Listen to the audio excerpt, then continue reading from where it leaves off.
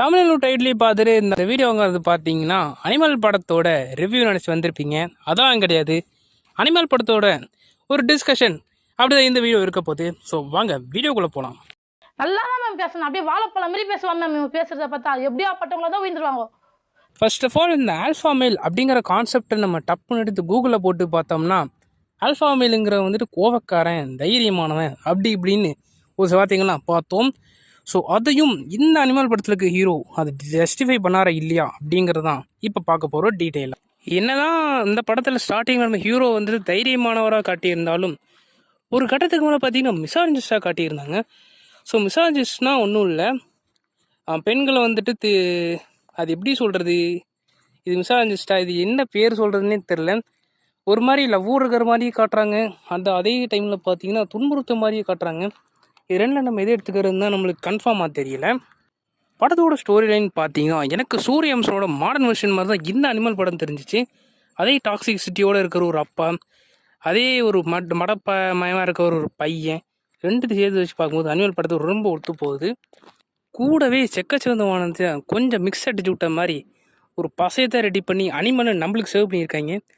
இது ஐஸ்கிரீம் நினச்சி தின்னா நம்மளுக்கு தான் பார்த்தீங்கன்னா வாயில் ஒட்டிக்கிச்சு. நெக்ஸ்ட்டு பார்த்தீங்கன்னா ஹோம்லேண்டருக்கு ஜஸ்டிஸ் வாங்கி தர போகிறேன் இந்த ஒரு கண்டென்ட் மூலிமா. இந்த கதைய காலத்தில் ஹோம்லேண்டர் பார்த்தீங்கன்னா ஒரு இன்னசென்ட்டு, யாருக்கு வந்துட்டு அவ்வளோ தவறான மனநிலை கொடுக்குற ஒரு நபர் கிடையாது, ரொம்ப நல்லவர். ஸோ ஒரு பழிவாங்கிற குணம் ஓவராக இருக்கிறனால தான் பார்த்தீங்கன்னா அவர் அந்த கொலை செய்கிற கட்டத்துக்கு தள்ளப்படுவாரே தவிர எந்த ஒரு பொண்ணையும் பார்த்தீங்கன்னா விருப்பம் இல்லாமல் தொட மாட்டார். ஸோ அதான் நம்ம ஹோம்லேண்டர்ட்டு கற்றுக்கிட்டோம். வேற சிங் அனிமல் படத்தில் ரன்பீர் பார்த்தீங்கன்னா, ஸோ ரன்பீர்னு சொல்லுவார், ரன் விஜய் பார்த்தீங்கன்னா ஸோ ஃபாரின் போய் படிச்சுட்டு வந்து ஒரு பையன், ஸோ ரொம்ப மூளை அதிகமாக உள்ள ஒரு ஆள். ஸோ உனக்கு வந்துட்டு யோசிச்சு ஒரு முடிவெடுக்கிற தன்மை இல்லையா அப்படிங்கிறத இந்த இடத்துல நான் பதிவு செய்ய விரும்புகிறேன். ஸோ எந்த விதத்துலையும் பார்த்தீங்கன்னா ரெண்டு பேரையும் கம்பேர் பண்ணி வீடியோ போடாதீங்க யாருமே, இங்கே நான் சொல்லிக்கிறேன். அடுத்ததாக பார்த்தீங்கன்னா என்னடாவது படம் குப்பமாக இருக்குது, என்னடாவது படம் குப்பமாக இருக்குது, இதே படம் 1000 கோடி வசூல் பிடிச்சி அப்படின்னு நிறைய பேர் கேட்குறத நான் என் காது பட கேட்டேன். இப்படி வருத்தப்படுற நீங்கள் பார்த்தீங்கன்னா அந்த டேரக்டர் டைரக்ட் பண்ண ஃபர்ஸ்ட் 2 படத்தில் அடித்து ஓட விட்டுருந்தீங்கன்னா இந்நேரம் அவன் டேரக்டரே ஆகிருக்க மாட்டான்.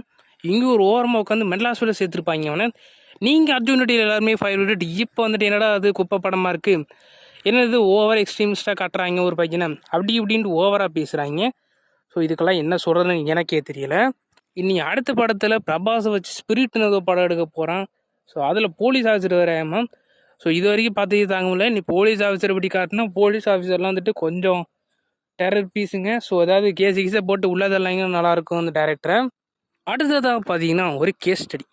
ஸோ ராஷ்மிகா மந்தனா பார்த்தீங்கன்னா இன்னொரு பொண்ணு கூட அஃபேர் வச்சுருந்துக்கா, ஒரு பத்தினி, ஸோ அந்த வேர்டு கரெக்டாக இருக்கும்னு நினைக்கிறேன். அவங்க வந்துட்டு ஒரு கேள்வியை கேட்டிருந்தாங்க, அதுக்கு ஹீரோனால் வந்துட்டு ஒரு பதில் கூட சொல்ல முடியல. அந்த இடத்துல பார்த்தீங்கன்னா கன்னை தூக்கி காட்டுறான். ஸோ இது என்ன மென்டாலிட்டியில் இந்த சீனை எடுத்து வச்சான்னு தெரியல இந்த டேரக்டரு. ஸோ அவன் எழுதும் போது இதை கேட்டு நடித்த ரன்பீர் வந்துட்டு இப்படிப்பட்ட ஒரு ஆளுன்னு இன்னும் ஜஸ்டிஸ் பண்ண முடியல. ஸோ ஒன்றும் புரியலப்பா நம்மளால, இந்த மாதிரி கேட்டலே எழுதிட்டு இருக்கேன், என்ன செய்ய போகிறாங்கன்னு ஒன்றும் புரியலை. அடுத்ததாக பார்த்தீங்கன்னா கிளைமேக்ஸில் வர அந்த ஒரு fight scene, climax fight scene வெறித்தனமாக இருக்குன்னு பார்த்தா ஃபேமிலி சாங்கை போட்டு எங்கள் வீட்டிலலாம் நான் காத்தி மாதிரி போட்டு ஆடிட்டு இருக்கேன். அதுக்கு ஆடி இருக்கலாம் போல், இந்த ஸ்லோமோ ஃபைட் வைக்கிறேன்ட்டு 1/2 மணி நேரம் வச்சு உரிச்சு தொங்க விட்டாங்க நம்மளையே. நல்ல வேலை இதெல்லாம் ஓட்டிகிட்டு வந்ததுக்கப்புறம் நம்ம பார்க்குறோம். இதெல்லாம் தேட்டரில் பார்த்தவங்க கதி நிலைமைன்னு நினச்சி பார்த்தீங்கன்னா நம்மளுக்கே கொஞ்சம் நடுநடுங்குது. அடுத்ததாக பார்த்தீங்கன்னா கேமியோ சோதனைகள். இந்த கேமியோக்கெலாம் யார் காரணம் தெரியுமா, இந்த லோகேஷ் கனகராஜ் விக்ரம் படத்தில் இந்த ரோலெக்ஸ்னால தான். அந்த படத்துலையாவது கொஞ்சம் டீசெண்டாக காட்டியிருந்தாங்க. இதில் ஒரு 2 லிட்டரு இது ரத்த ஆசிட் எடுத்து மூஞ்சில் ஊற்றி விட்டுருப்பாங்க போல், அதனால் கொலன்னு இருக்கேன், ஒமட்டிருச்சு. இதெல்லாம் பார்த்துட்டு வாந்தி வரலாக்கு எடுத்து வச்சுருக்காங்க ஒரு சீனை. இதை எந்த நிலைமை போய் இதெல்லாம் பில்டப்பு அப்படி இப்படின்னு சொல்லி கொண்டாடினாங்கன்னு தெரில அந்த இடத்துலலாம். ஸோ உங்களுக்கு அந்த சீனை பார்க்கும்போது எப்படி இருந்துச்சு அப்படிங்கிறத கமெண்ட்ஸில் சொல்லுங்கள். முதல்ல இந்த பார்ட் 2 கொடுக்குற இந்த கேமியோலாம் கொஞ்சம் பேன் பண்ணி விட்டால் நல்லாயிருக்கும்னு தோணுது, இங்கே தொல்லை தாங்க முடியல நம்மளால். ஸோ இதுதான் பார்த்தீங்க என்னோட ஒரு அனாலிசிஸு. ஸோ உங்களுக்கு என்னென்ன தோணுச்சு இந்த படத்தை பார்த்துட்டு அப்படிங்கிறத மறக்காமல் இந்த கமெண்ட்ஸில் சொல்லிட்டு போங்க.